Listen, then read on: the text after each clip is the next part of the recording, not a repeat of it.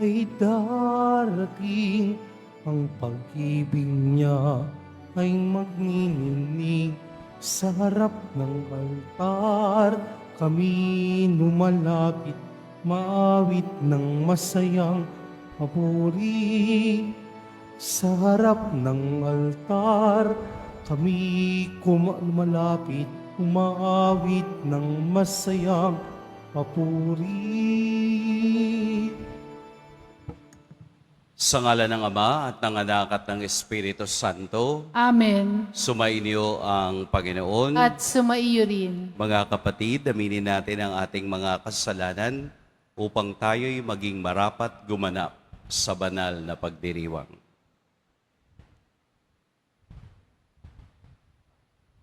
Tayo pong lahat, inaamin ko sa makapangyarihang Diyos At sa inyo, mga kapatid, na lubha ako nagkasala sa isip, sa salita, sa gawa, at sa aking pagkukulang. Kaya isinasamo ko sa mahal na Birheng Maria, sa lahat ng mga anghel at mga banal, at sa inyo, mga kapatid, na ako'y panalangin sa Panginoong ating Diyos. Kawan tayo ng makapangyarihang Diyos, patawarin tayo sa ating mga kasalanan at patnubayan tayo sa buhay na walang hanggan. Amen. Panginoon, kaawaan mo kami. Panginoon, kaawaan mo kami. Kristo, kaawaan mo kami. Kristo, kaawaan mo kami. Panginoon, kaawaan mo kami. Panginoon, kaawaan mo kami. Manalangin tayo.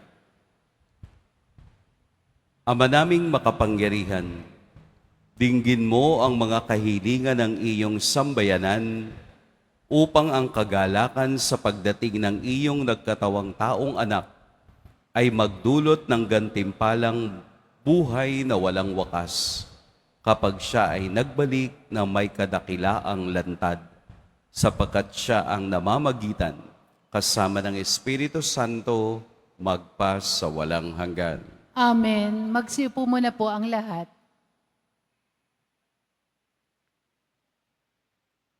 Pagbasa mula sa aklat ng awit ni Solomon. Ang tinig ng aking mahal ay akin ang naririnig. Mga gulod tinatahak upang ako'y makiniig.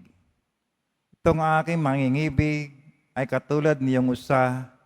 Mabilis kung kumilos, ang katawan ay masigla. Sa tabi ng aming pader, naroroon lagi siya. Sumisilip sa bintana para ako ay makita. Ang mahal ko ay nangusap at ganito ang tinuran. Sa akin ay sumama ka, halika na aking mahal. Lumipas ng taglamig sa buong lupain at ang tag-ulan ay natapos na rin. Bulaklak sa kaparangan, tignat namumukadkad na. Ito na nga ang panahon upang tayo ay magsaya. Sa bukid, ang mga iboy humuhuni, kumakanta. Yung mga buwang igos sa hinog ng para-para, at ang mga punong ubas sa bulaklak ay hitik na. Tayo na nga aking mahal, sa akin ay sumama ka. Ika'y parang kalapati, nagkukubli sa batuhan. Halika, at ang ganda mo ay nais kong mapagmasdan, at nang akin ding marinig, ang tinig mong ginintuan. Ang salita ng Diyos. Salamat sa Diyos. Panginooy papurihan ng tapat niyang sambayanan. Panginooy papurihan ng tapat niyang sambayanan. Ang Panginoon Diyos ay pasalamatan, tugtugin ang alpat, awit ay saliwan. Isang bagong awit, awiting malakas, kasaliwan tugtog ng alpang marilag. Panginooy papurihan ng tapat niyang sambayanan. Ngunit ang mga panukala ng Diyos ay mamamalagit walang pagkatapos. Mapalad ng bansang Panginoon Diyos, mapalad ang bayang kanyang ibinukod. Panginooy papurihan ng tapat niyang sambayanan. Ang ating pag-asay nasa Panginoon. Siya ang sanggalang natin at katulong. Dahilan sa Kanya, kami natutuwa, sa Kanyang ngalan ay nagtitiwala. Pangunooy papurihan ng tapat niyang sambayanan. Magsitayo po ang lahat.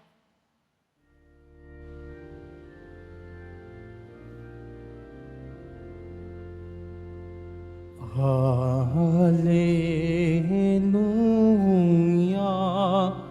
Hallelujah, Hallelujah, Hallelujah.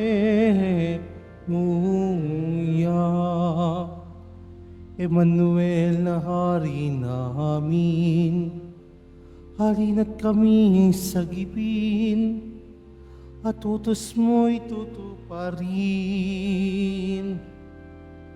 Hallelujah, Hallelujah, Hallelujah, Hallelujah.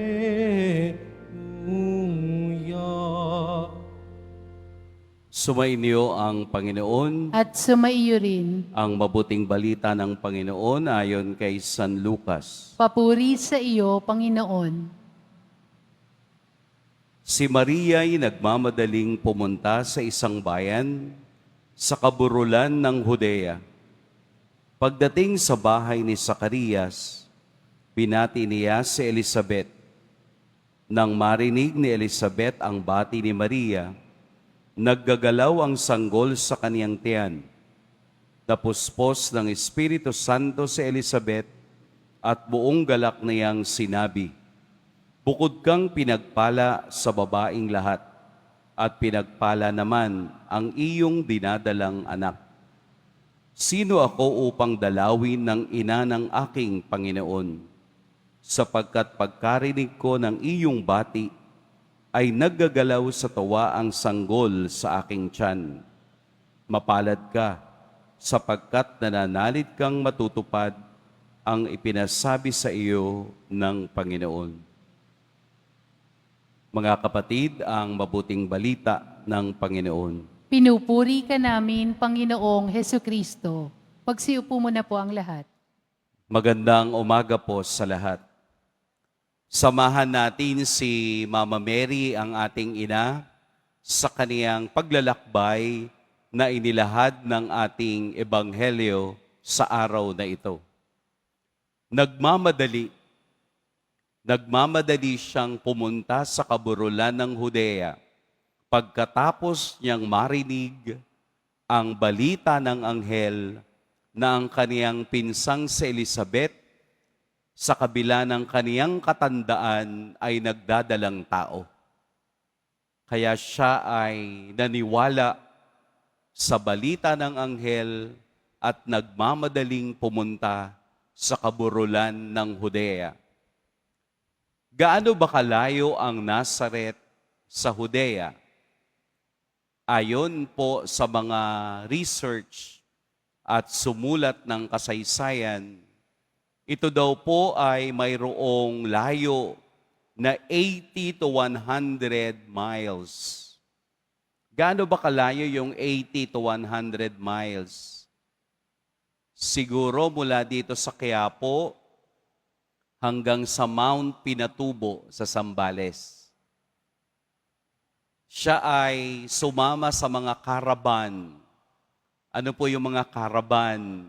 Ito yung mga grupo ng taong naglalakbay sa iba't ibang lugar upang dalhin ang kanilang mga kalakal. Sila ay nagsasama-sama upang hindi sila sugurin ng mga tulisan along the road. Mas marami, mas safe. Kaya si Maria ay kasama nung caravan patungo sa kaburulan ng Judea sa pamamagitan ng paglalakad ng 8 araw. Kaya niyo po? Yung papuntang Antipolo, ang hirap na, no? Yun pang 8 araw na maglalakad. Ganun pa man, ang lakas at sigla na dala ng ating ina ay dahil sa kapangyarihan ng Diyos na nagbigay sa kanya ng inspirasyong magpatuloy sa paglalakbay. At ito ang magandang bunga ng kaniyang pagdalaw kay Maria. Dinala niya si Jesus sa iba. Ang pagtatagpo ng 2 babaeng pinagpala ng Diyos ay pagtatagpo rin ng 2 batang maghahanda para sa ating kaligtasan. Ito ang tema ng kaniyang pagdalaw kay Elizabeth. Sa bawat pagdalaw, mayroon kang magandang balitang dinadala. Ito yung good chismis. Dahil sa kanilang pakikipagniig, dahil sa kanilang paglalapat ng puso, ang salita ni Elizabeth ay nagpatunay kung bakit pinili si Maria na maging ina ng Diyos.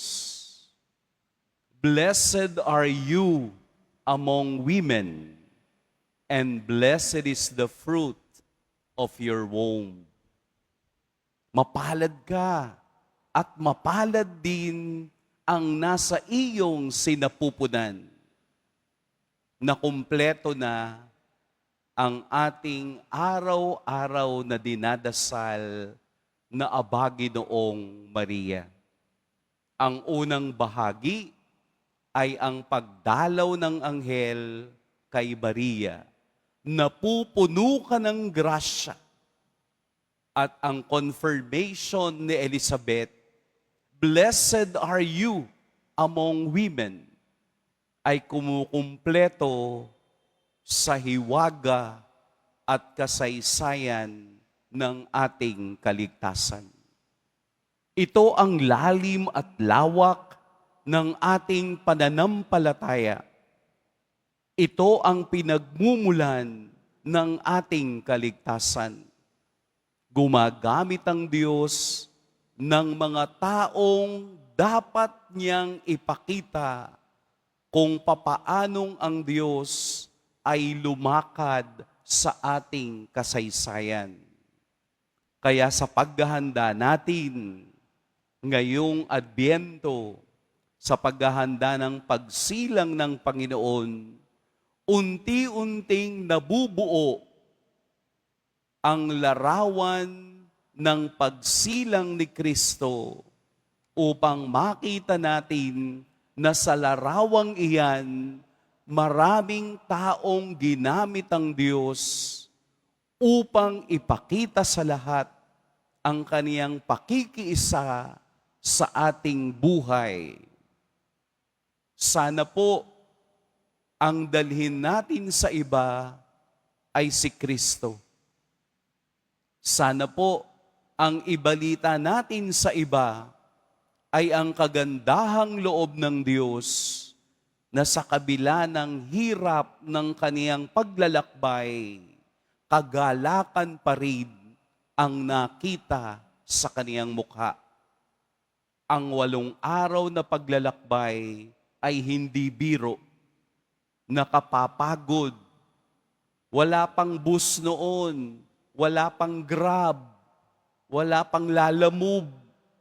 Maglalakad ka day and night para marating mo ang bulubundukin ng Judea. Bulubundukin, bundok pa. Hindi siya patag. Pero hindi ito ang nagpapigil kay Maria upang ihatid at makiisa sa kagalakang ibinigay ng Diyos sa Kanya. Sa atin pong paglalakbay, mahirap din ang buhay, pero tayo ay magdiwang sa mga maliliit na biyaya na ibinibigay ng Diyos sa araw-araw. Kung gusto nating mabago ang ating pagtingin sa buhay, tingnan natin palagi ang kabutihan at pagpapala ng Diyos sa atin. Kung papaanong naging sentro ng Diyos ang dalawang babaeng ito, ibabalik din natin sa Diyos ang pagpapala kung paanong tayo ay tumatanggap ng kaparehong pagpapala mula sa Diyos. Siguro, kung uso na yung salitang we listen and we don't judge, mauunawaan natin ang biyaya ng Diyos sa buhay ni Maria at Elizabeth.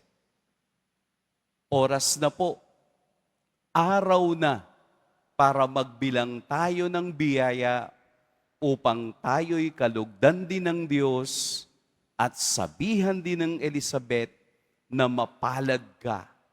Lahat tayo ay mapalad sa paningin ng Diyos kung katulad ni Maria, tayo rin ay tutugon at sasabihing, fiat voluntas tua.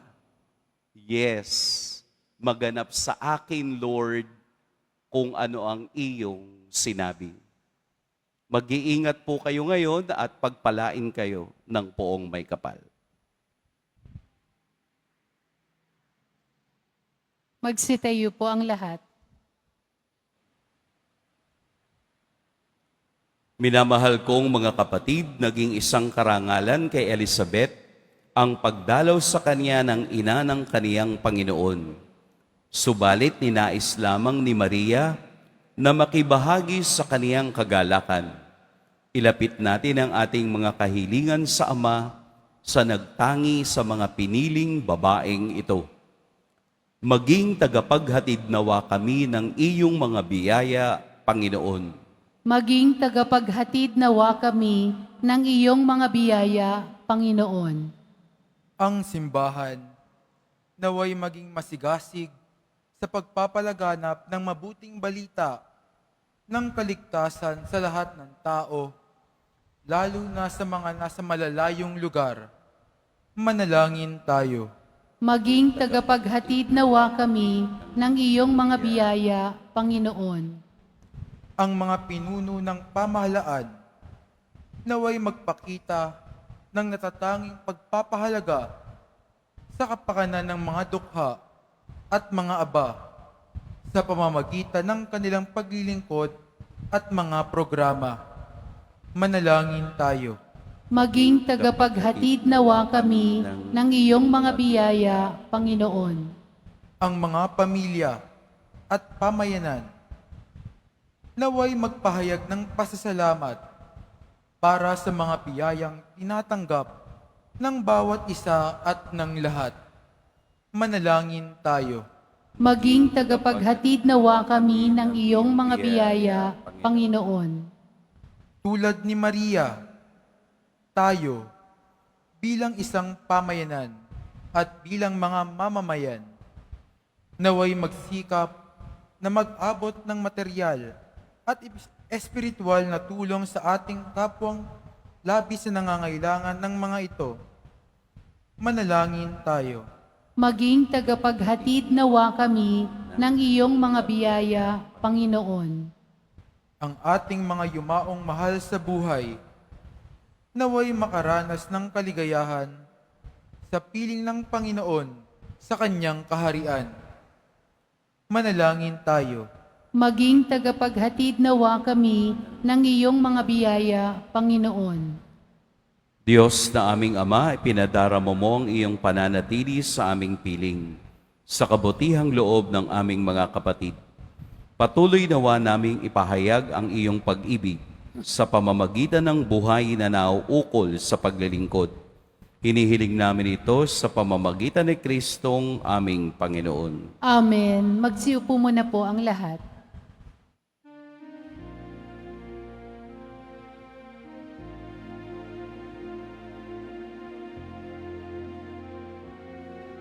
Panginoong Diyos, Ama, aming handog ngayon ang alak at tinapay dala sa altar mo, pati puso ng isip tinataas sa'yo habang naghihintay kami kay Kristong darating.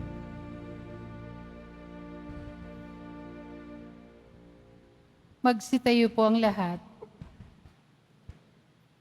Manalangin kayo mga kapatid upang ang paghahain natin ay kalugdan ng Diyos amang makapangyarihan.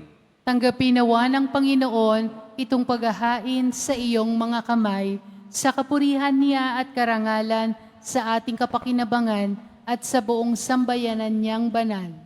Ama naming lumikha, kalugdan mo ang mga alay ng iyong sambayanan, ang ipinagmamagad ng loob mong ibigay sa amin, upang maiahin ay siya nawang gumanap sa iyong ginagawa, upang kami tubusin sa pamamagitan ni Hesukristo, kasama ng Espiritu Santo, magpas sa walang hanggan. Amen. Sumainyo ang Panginoon. At sumaiyo rin. Itaas sa Diyos ang inyong puso at diwa. Itinaas na namin sa Panginoon. Pasalamatan natin ang Panginoong ating Diyos. Marapat na siya ay pasalamatan. Ama naming makapangyarihan, tunay ngang marapat na ikaw ay aming pasalamatan sa pamamagitan ni Hesukristo na aming Panginoon. Ang pagsusugo mo sa Kanya ay ipinahayag ng lahat ng mga propeta. Ang pagsilang niya'y pinanabikan ng mahal na Birheng Kaniyang inang tunay sa kapangyarihan ng Espiritong Banal. Ang pagdating niya'y inilahad ni San Juan Bautista sa kaniyang pagbibinyag. Ngayong pinaghahandaan namin ang maligayang araw ng kaniyang pagsilang, kami nananabik at nananalangin lubos na makaharap sa kaniyang kadakilaan. Kaya kaisa ng mga anghel na nagsisiawit ng papuri sa iyo, nang walang humpay sa kalangitan, kami nagbubunyi sa iyong kadakilaan. Santo, Santo, Santo, Panginoong Diyos ng mga hukbo, napupuno ang langit at lupa ng kadakilaan mo, o sana sa kaitaasan, pinagpala ang naparirito sa ngalan ng Panginoon, o sana sa kaitaasan. Magsiluhod po ang lahat. Ama naming banal, ikaw ang bukal ng tanang kabanalan. Kaya't sa pamamagitan ng iyong Espiritu, gawin mong banal ang kaloob na ito upang para sa amin maging katawan at dugo ng aming Panginoong Hesukristo. Bago niya pinagtiis ang kusang loob na maging handog, hinawakan niyang tinapay, pinasalamatan kaniya, pinaghati-hati niya iyon, iniabot sa kaniyang mga alagad at sinabi, tanggapin ninyong lahat ito at kanin. Ito ang aking katawan na ihahandog para sa inyo.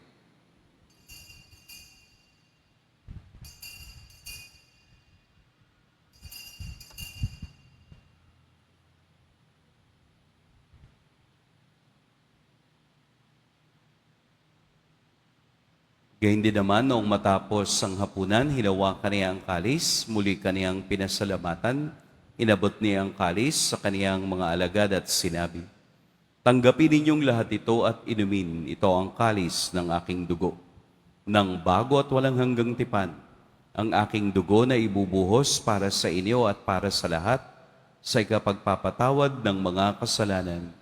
Gawin ninyo ito sa pag-alala sa akin.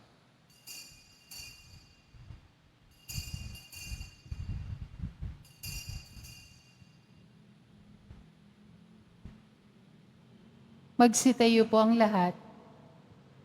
Ipagbunyi natin ang misteryo ng pananampalataya. Si Kristo'y namatay, si Kristo'y nabuhay, si Kristo'y babalik sa wakas ng panahon.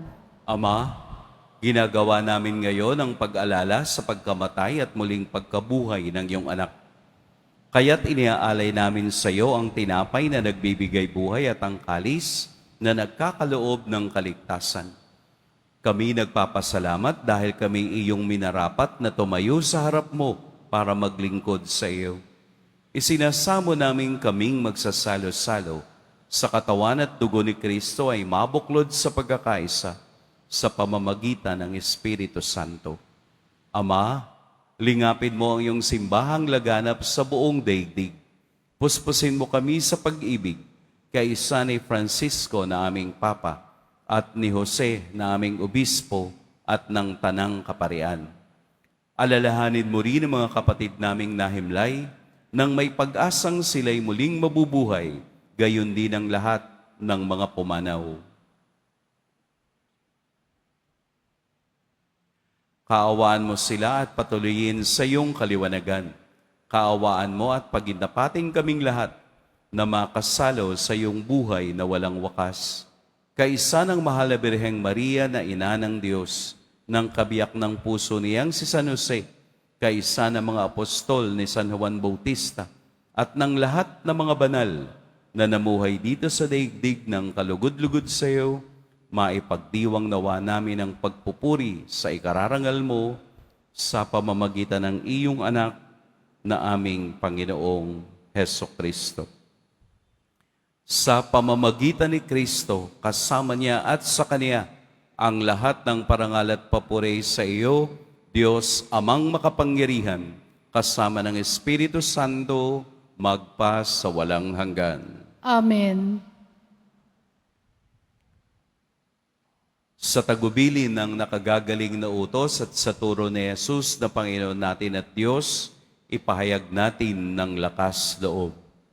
Ama namin, Sumasalangit ka, sambahin ang ngalan mo, mapasa amin ang kaharian mo, sundin ang loob mo dito sa lupa para nang sa langit.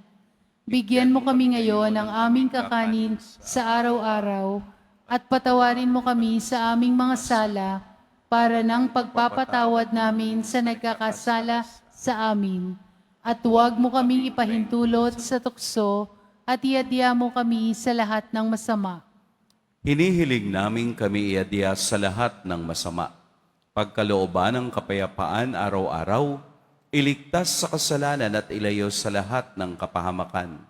Samantalang aming pinananabikan ang dakilang araw ng pagpapahayag ng tagapagligtas naming si Hesukristo. Sapagkat iyo ang kaharian at ang kapangyarihan at ang kapurihan magpakailanman. Amen. Panginoong Hesukristo, sinabi mo sa iyong mga apostol, kapayapaan ang iniiwan ko sa inyo, ang aking kapayapaan ang ibinibigay ko sa inyo. Tunghayan mo ang aming pananampalataya at huwag ang aming pagkakasala. Pagkalooban mo kami ng kapayapaan at pagkakaisa ayon sa iyong kalooban, kasama ng Espiritu Santo, magpa sa walang hanggan. Amen. Ang kapayapaan ng Panginoon naway laging sumainyong lahat. At sumaiyo rin. Magbigayan kayo ng kapayapaan sa isa't isa.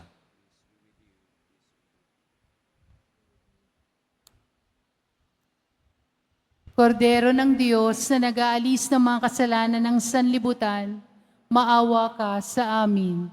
Kordero ng Diyos na nag-aalis ng mga kasalanan ng sanlibutan, maawa ka sa amin. Kordero ng Diyos na nag-aalis ng mga kasalanan ng sanlibutan, ipagkaloob mo sa amin ang kapayapaan. Magsilihod po ang lahat. Ito ang kordero ng Diyos, ito ang nag-aalis ng mga kasalanan ng sanlibutan. Mapapalad ang inaaniyayahan sa kaniyang piging. Panginoon, hindi ako karapat-dapat na magpatuloy sa iyo, ngunit sa isang salita mo lamang ay gagaling na ako.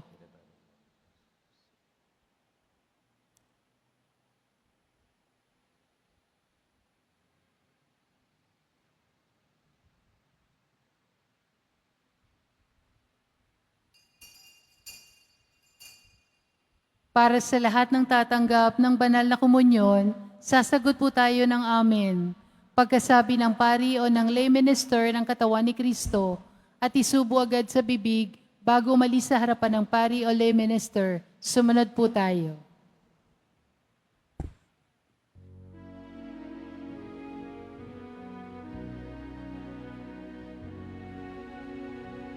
Inatik nga kapagdahaka ni Isabel si Maria. Aniya ay mapalad ka sa tanang dalaga. Mapalad rin tong totoo ang bunga mo.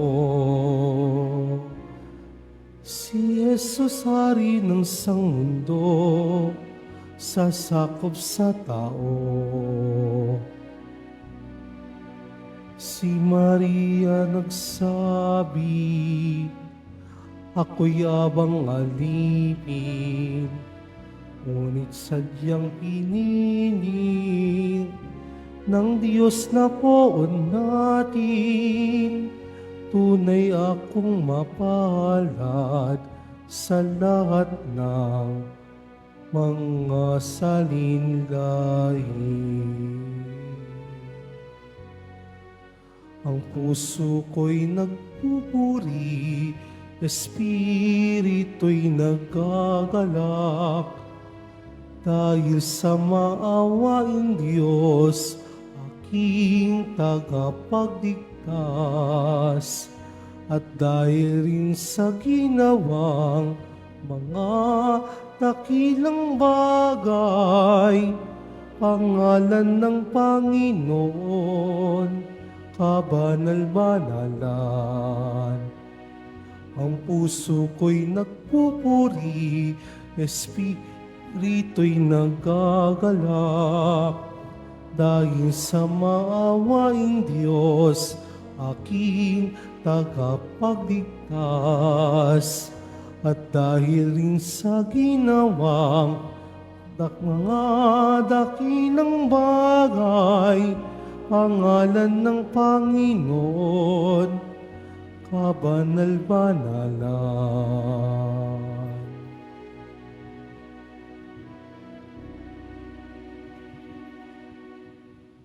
Announcement, inihahandog po ng programang Home Base Plus ang mga kwento ng himala ng Poong Jesus Nazareno. Ito po ay mga dokumentaryo sa mga buhay na binago ng ating Nuestro Padre Jesus Nazareno. Mapapanood po ito bukas, Linggo, sa ganap na ika-6 ng umaga sa GMA 7. Gayun din, para sa mga nais magbahagi ng kanilang mga kwento ng himala ng Nazareno, mangyari na mag-email sa himalanangnazareno@gmail.com. Inaanyayahan po ang lahat na sumubaybay. Available na po ang opisyal na kalendaryo para sa taong 2025 ng ating parokya. Sa mga nagnanais bumili, maaari kayong magtungo sa ating parish office. Ito po ay nagkakahalaga ng 80 pesos. Mga kadeboto, mabibili pa rin po sa ating parish finance office ang Nazareno Images, Nazareno Medallion at Nazareno Novena Booklet. Mga paalala sa mga nagsisimba, pagkatapos ng misa, wiwisikan po ang lahat ng banal na tubig. Pinakikiusapan ng lahat na manatili lamang muna sa inyong mga lugar, tanging sa Quezon Boulevard o sa Plaza San Juan lamang ang labasan ng lahat. Sumunod po tayo. Maraming salamat po sa inyong pagdalaw at pagsisimba sa Basilica Menor at Pambansang Dambana ni Jesus Nazareno. Magsitayo po ang lahat. Manalangin tayo.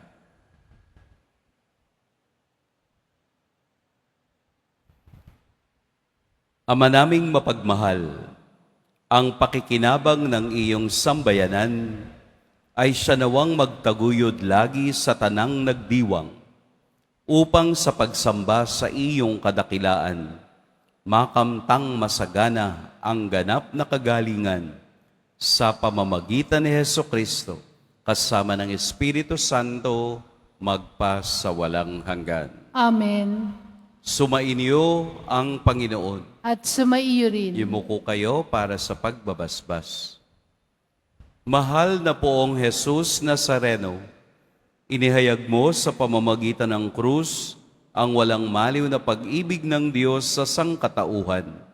Pakinggan mo ang kahilingan, lalo na para sa mga nangangailangan ng iyong tulong at awa. Makamtan nawa namin ang iyong kasagutan na may utang na loob na tinatanaw. Basbasan din po ninyo itong mga imahen at dasalan upang lalo kaming manalangin at magtiwala. Sa pamamagitan ng bendisyon na ito, naway lalo kaming maging mapaglingkod, masunurin at tapat sa iyo na aming maluwalhating Panginoon, magpas sa walang hanggan. Amen.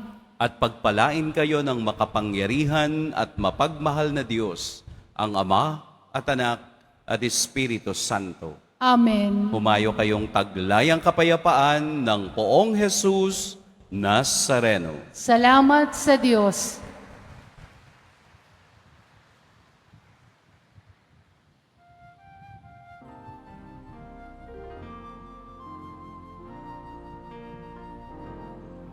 Nuestro Padre Jesus Nazareno, sinasamba ka namin. Inipinto ka namin. Paral mo ang aming buhay at kaligtasan. Nuestro Padre Jesus Nazareno, iligtas mo kami sa kasalanan. Ang krus mong kinamatayan ay sagisag ng aming kaligtasan. Nuestro Padre Jesus Nazareno, dinarangal ka namin. Nuestro Padre Jesus Nazareno, ninulwalhati ka namin. Nuestro Padre Jesus Nazareno, dinarangal ka namin. Nuestro Padre Jesus Nazareno, ninulwalhati ka namin.